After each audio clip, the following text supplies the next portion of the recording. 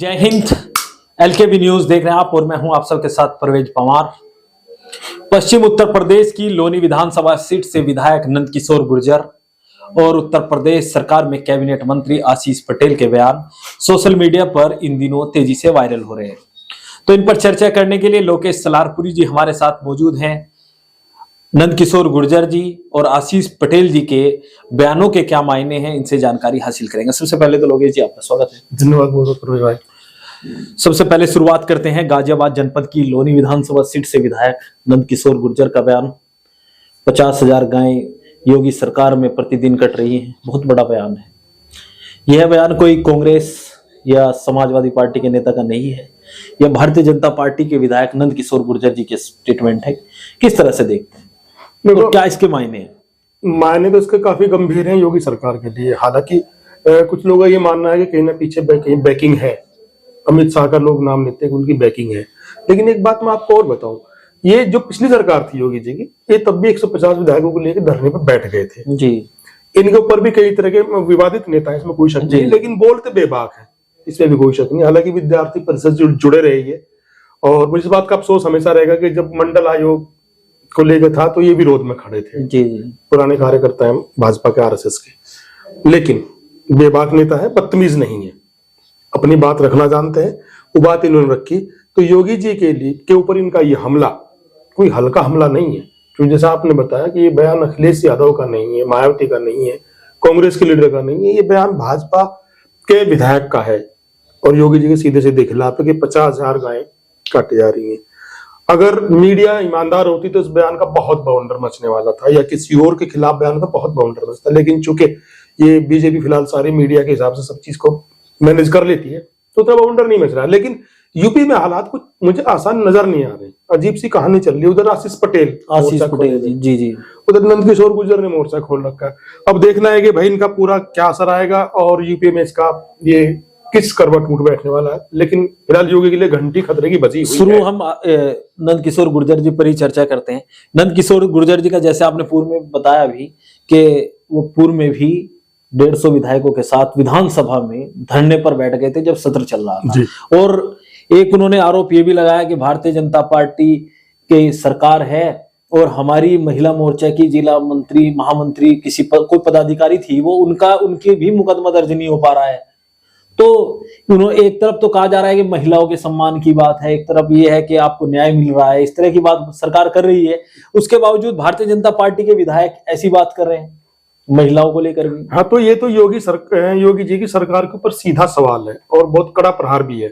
हम इस बात को कहें तो अरे ये तो विरोधी आदमी है, कोई सपा के विरोधी तो ऐसे बोलते रहते। लेकिन अगर सरकार के अंदर से ये सवाल उठ रहा है तो गंभीर मामला है।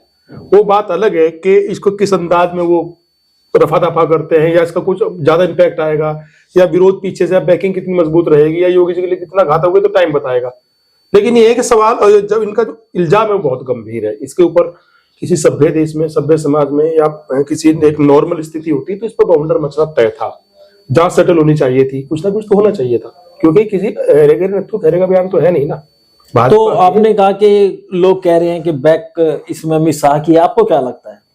देखिए, ऐसा तो नहीं हो सकता कि बैकिंग ना हो, क्योंकि ये बार बार चर्चाएं आती हैं कि योगी जी और दिल्ली के बीच के संबंध ठीक नहीं है। अखिलेश यादव जी कह रहे हैं, सभी कह रहे हैं, मीडिया भी कह रहा है कि 2 राजधानियों का टकराव है, उसमें नंदकिशोर गुर्जर जी मोहरा है।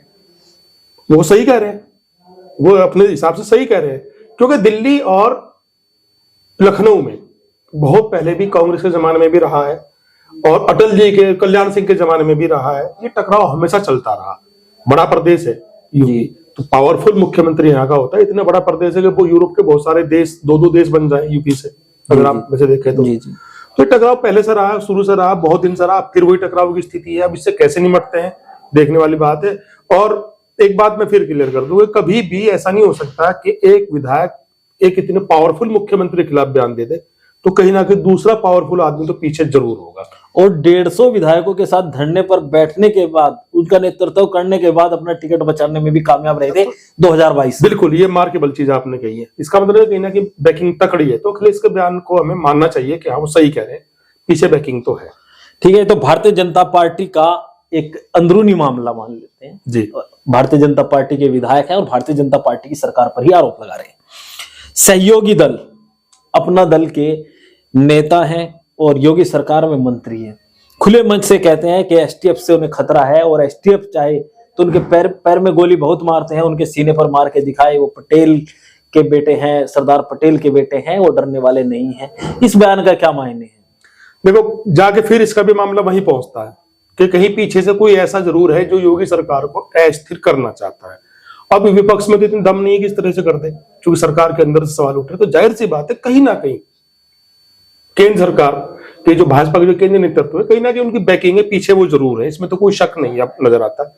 मामला वही जाता है कि योगी स्टेटमेंट का एक हिस्सा ये भी है कि उनके नेता गृह मंत्री अमित शाह, उनके नेता देश के प्रधानमंत्री नरेंद्र मोदी, जबकि मुख्यमंत्री योगी आदित्यनाथ की कैबिनेट में वो मंत्री हैं। अब क्लियर ही हो गया सारा, जो उन्होंने क्लियर ही कर दिया। बयान, राजनीतिक बयान ऐसे इशारों में ही आते हैं, उन्होंने स्पष्ट कर दिया कि मैं वहां जुड़ा हूं, यानी इसका मतलब ये उन्होंने क्लियर कर दिया, एक तरीके से बयान से साफ जाहिर है कि कहीं ना कहीं दिल्ली और लखनऊ के बीच में 36 का आंकड़ा चल रहा है। हालांकि ये लोकसभा चुनाव में दिखाई दिया था। अभी उन्होंने कल भी आरोप लगाया कि जो एसपी थे वो उन्हें हराना चाहते थे उस क्षेत्र के, देखो अनुप्रिया पटेल जी को। हाँ, ऐसा हुआ होगा, क्योंकि मैं लोकसभा चुनाव पर जाइए, हम आप बार बार बात करते तो मैं एक बात शुरू से कहता है कि यूपी में वो नहीं होगा जो बाकी स्टेट में होगा।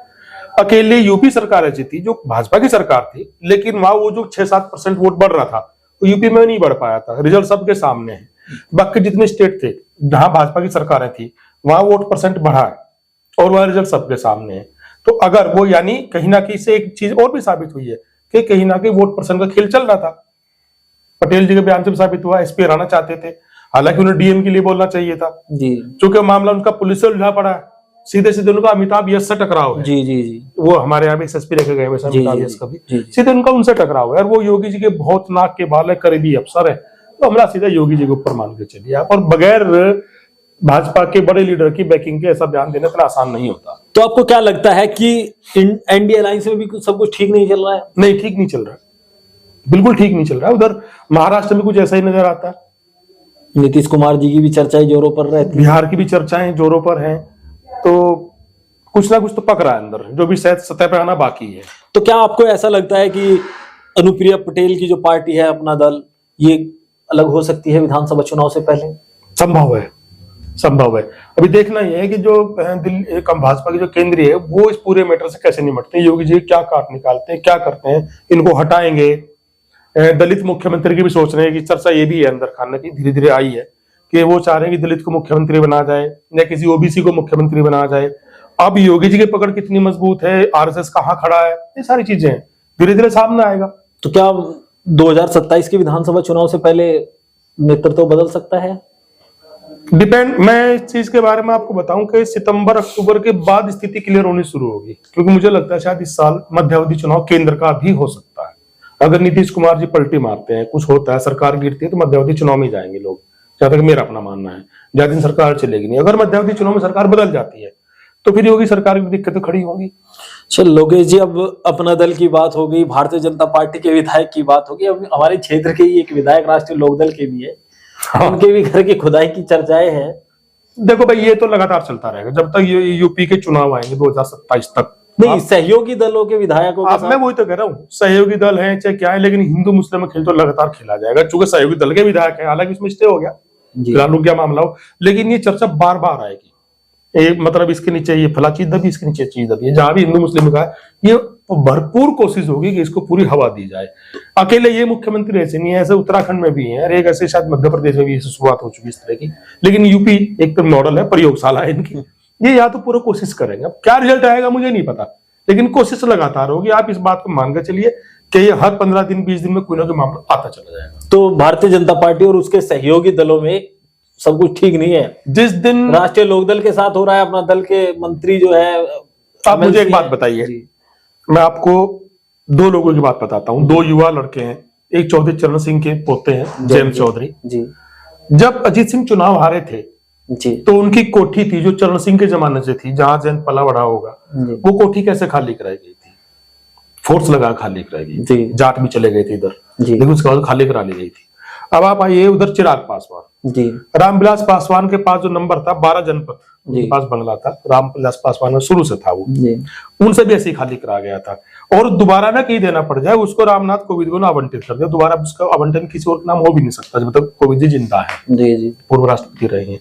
तो क्या आपको नहीं लगता उनके दिमाग में बात नहीं होगी? अगर मेरे परिवार साथ कभी ऐसा हो तो मेरे मन में हमेशा रहेगा राजनीति की मजबूरी, आप कहाँ खड़े हैं, आप किसके साथ समर्थन में खड़े हैं, लेकिन जिस दिन नीतीश कुमार की पलटी क्यों महत्वपूर्ण होती है, जिस दिन नीतीश कुमार पलटी मारेंगे, एक लंबी लाइन है जो पलटी मारेगी, तो आप बात आज नोट कर लें, जिसमें जयंत चौधरी भी एक है, जिसमें जयंत चौधरी 100% पलटी मारेंगे। अच्छा, अगर सरकार पलटने की स्थिति आती है तो ये शुरुआत की पलटीबाजों में एक शामिल होंगे, आप नोट कर ले इस बात को, क्योंकि जाट अपना अपमान नहीं भूलता, मजबूरी है कहीं ना कहीं, क्यों जाना पड़ा, बहुत सारी चीजें हैं, कुछ पर्दे के पीछे बहुत सारी चीजें होती है, लेकिन ये चीज उन्हें याद तो होगी, लाठी उनके ऊपर कितनी बुरी तरह चलाई गई थी उन्हें याद होगा, तो कब तक टिकेंगे?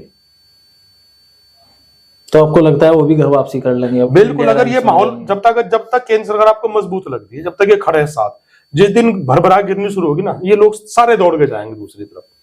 240 ही सांसद बचेंगे इनके पास अपने, जो भाजपा के मूल, उसमें 2-4 टूट सकते हैं। फिलहाल 293 सहयोगी दलों की आपको लगता है कि वो मजबूरी में साथ हैं? बिल्कुल, हाँ, बिल्कुल मजबूरी में साथ है, कोई पहली पसंद नहीं है।